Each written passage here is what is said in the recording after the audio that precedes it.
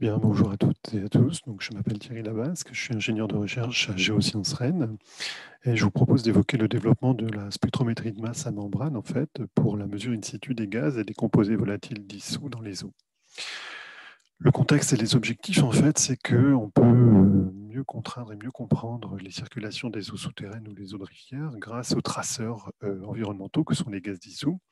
Et on peut y associer, en fait, avec la spectrométrie de masse, une mesure en temps réel des pressions partielles en fait, de composés anthropiques tels que les BTX, les volatiles organiques chlorés ou les hydrocarbures. Donc on peut, avec l'ensemble de ces gaz que l'on peut mesurer en spectrométrie de masse, avoir des informations sur l'origine et le devenir des eaux souterraines et des polluants éventuellement associés. Et donc, ça peut être intéressant sur la surveillance et la qualité des eaux naturelles pompées, un traçage des pollutions éventuellement anthropiques en milieu souterrain, ou une cartographie en étang et en lac des milieux côtiers et dans les forages. Donc, on a développé cet équipement, nous, dans le cadre de Critex, mais c'est un équipement de laboratoire, donc qui nécessite de l'énergie 220 volts, qui pèse 60 kg, qui est très sensible aux températures ambiantes et aux pressions, notamment d'eau sur la membrane. Mais néanmoins, on a développé ces outils et c'est ce qui nous encourage à aller plus loin sur son optimisation aux mesures environnementales à haute fréquence. On a obtenu quelques résultats pertinents sur cet équipement, en fait. Donc, tout d'abord, sur la mesure dans les eaux souterraines, on peut voir que le bassin versant en fait, impacte les masses présentes sur le spectre. En fait. Donc, on peut voir, notamment sur des bassins versants urbains et anthropisés, la présence d'hydrocarbures, de BTX et ou de composés chlorés volatiles, à l'inverse de bassins versants naturels.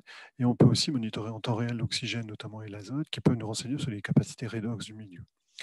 On peut monitorer également un certain nombre d'étangs, ce qu'on a fait également avec notre appareil, mais encore une fois avec un groupe électrogène, avec voilà, un poids et une sensibilité environnementale importante, mais on a pu monitorer à haute fréquence ce petit étang dans le sud de Bretagne, notamment en CO2 ou en hélium, et on peut travailler également sur les cours d'eau, où on peut monitorer à haute fréquence le dégazage des cours d'eau, notamment en CO2 ou en méthane, qui sont des gaz à effet de serre. Donc, les besoins que l'on recherche, en fait, c'est une miniaturisation de spectre de masse, du spectre de masse qui a déjà été réalisé en Suisse et aux États-Unis, une optimisation de l'énergie, une gestion du vide, évidemment, une transmission des données au laboratoire, une adaptation au porteur, notamment sur son poids, et une adaptation également aux atmosphères des milieux hostiles, notamment sur les volcans. On est sollicité pour travailler sur les fumerolles des volcans ou sur les sources autour des dômes des volcans. Donc la conclusion, c'est qu'on souhaite développer cet instrument en environnement, à haute fréquence, sur des sites divers et variés, pour approcher notamment des notions de vulnérabilité lorsqu'il concerne les aquifères par rapport à des activités anthropiques ou industrielles, ou pour une activité de surveillance dans les milieux naturels. Voilà, je vous remercie.